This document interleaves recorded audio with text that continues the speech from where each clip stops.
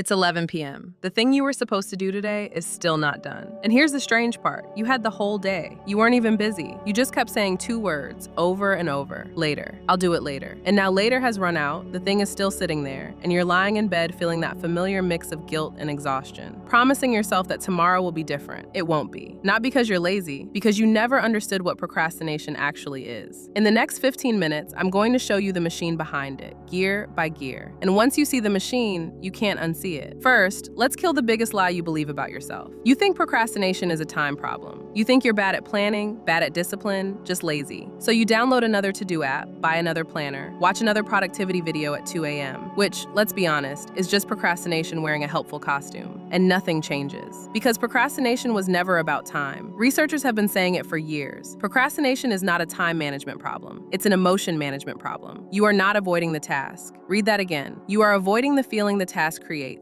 The boredom, the overwhelm, the fear of doing it badly, the quiet suspicion that it won't matter anyway. The task is innocent. The feeling attached to it is what your brain refuses to touch. And that changes everything, because it means every tool you've tried was solving the wrong problem. You don't need a better calendar. You need to understand what your brain does with discomfort. So let's meet the two characters living in your head. The first one is ancient, your limbic system. It's millions of years old, and it has exactly one job: make the bad feeling stop right now. It doesn't know what a deadline is. It doesn't know what a career is. It has no concept of next week. It only knows this second and whether this second feels good or bad. The second character is your prefrontal cortex, the planner, the adult in the room. It knows about the deadline, the gym, the dusty shelf, the future version of you who has to live with today's decisions. And here's the problem nobody tells you. The planner is smart, but the ancient one is strong. When they disagree, and with uncomfortable tasks they always disagree, the ancient one usually wins. Every time you sit down to start something hard, these two go to war. And when the ancient one wins, it hands you a painkiller. The painkiller is called later. Say it with me. I'll do it later. Feel that? The moment you say it, the discomfort vanishes. Instantly. Real, physical relief. Your brain just got rewarded for avoiding. And anything that gets rewarded gets repeated. That's not a character flaw. That's just how learning works.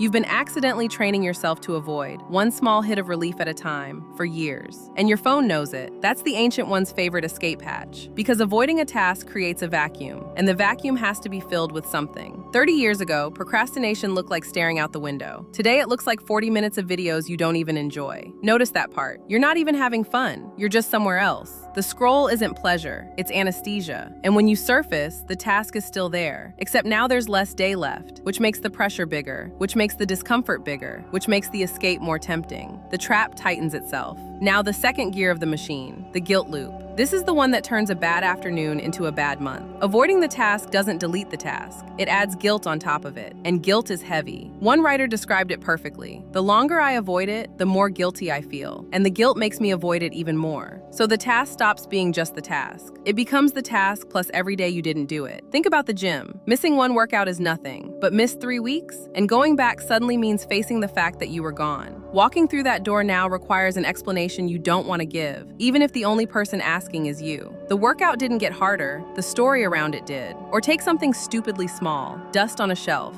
Wiping it takes 2 minutes, but after a month of walking past it, that shelf isn't dust anymore. It's evidence. Evidence that you're the kind of person who doesn't handle things. And nobody wants to look at evidence against themselves. So you look away. And the loop feeds itself. Avoid, feel relief, feel guilt. Watch the task grow scarier. Avoid harder. Round and round. This is why the oldest items on your to-do list are usually the smallest ones. A 2-minute email that's 3 months old is no longer an email. It's a monument. There's a third gear, and it's the quietest one. Effort with no reward. Your brain is a prediction machine. Before it spends energy, it asks one question: will this pay off? And when you've been working hard somewhere, at your job, on your projects, in the gym, and the results just aren't showing up, your brain quietly updates its math. Why pay full price for a reward that never arrives? So the next time you sit down to work, the resistance is stronger, and you can't explain why. It's not weakness. It's your brain protecting you from another round of effort, followed by nothing. This is why procrastination gets worse exactly when you're already discouraged. The people who call you lazy have it backwards. You're not avoiding work because you don't care. You're avoiding it because you cared, tried, and the scoreboard didn't move. That bruise is real, and no productivity app can see it. Fourth gear, perfectionism, the procrastinator's secret twin. Here's a sentence you've said. I'll start when I can do it properly, when I have a full free day, when I have more energy, when conditions are right. It sounds responsible. It's actually avoidance in a suit, because conditions are never right, and some part of you knows that and counts on it. Waiting for the perfect moment is the most respectable way ever invented to never begin. And there's a darker version of this trick. If you never really start, you can never really fail. As long as the project stays in your head, it stays perfect. The moment you begin, it becomes real,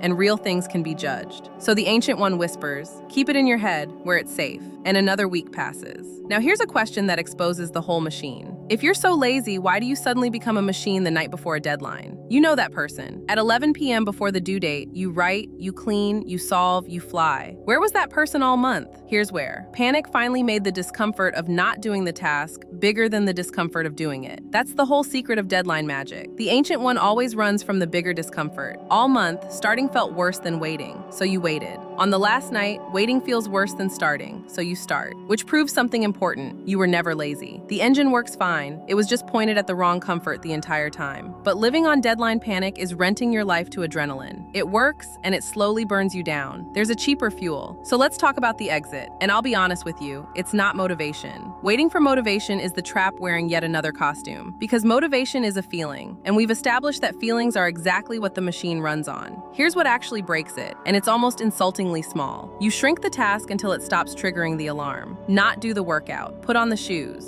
not clean the apartment, pick up one thing, not write the report, open the document and write one ugly sentence. This sounds like a gimmick. It's neuroscience. The ancient one panics at mountains, but it doesn't bother fighting pebbles. And here's the beautiful part. Action comes before motivation, not after. You've had it backwards your whole life. You don't feel ready and then start. You start, badly, tiny, and the feeling of readiness shows up a few minutes in, like it was waiting for proof that you were serious. Every procrastinator knows the weird experience of dreading a task for 6 days and then finishing it in 40 minutes and thinking, that was it? That was it. The task was never the mountain. The feeling was. One more thing, and this one is backed by research that surprised even the researchers. The strongest predictor of whether you'll procrastinate on something again isn't discipline. It's how much you punish yourself for procrastinating the last time. Students who forgave themselves for putting off studying procrastinated less on the next exam. Read that again. Forgiveness, not guilt, broke the loop. Because guilt is fuel for the machine. Every time you call yourself lazy, you add weight to every future task, and heavier tasks get avoided harder. Beating yourself up isn't discipline. It's sabotage with good intentions. The kindest sentence you can say tonight is also the most productive one. Okay, today didn't go how I wanted. Tomorrow, I move one pebble. So here's the whole machine, one last time. It was never about time. It's about feelings your brain refuses to touch. The ancient one beats the planner and hands you relief every time you say later. The guilt loop makes untouched tasks grow heavier. Dead effort makes your brain refuse to invest. Perfectionism keeps things safely unstarted. And panic proves the engine worked all along. You are not broken. You are not lazy. You're running ancient software in a world it was never designed for. And now that you can see the machine, you can finally stop being its fuel. Tonight, pick the smallest version of the thing you've been avoiding. One shoe, one sentence, one shelf. That's it. That's the entire assignment. And if you want to know what your brain does when it goes completely blank under pressure, that video is right here. Subscribe. We explain your mind every week.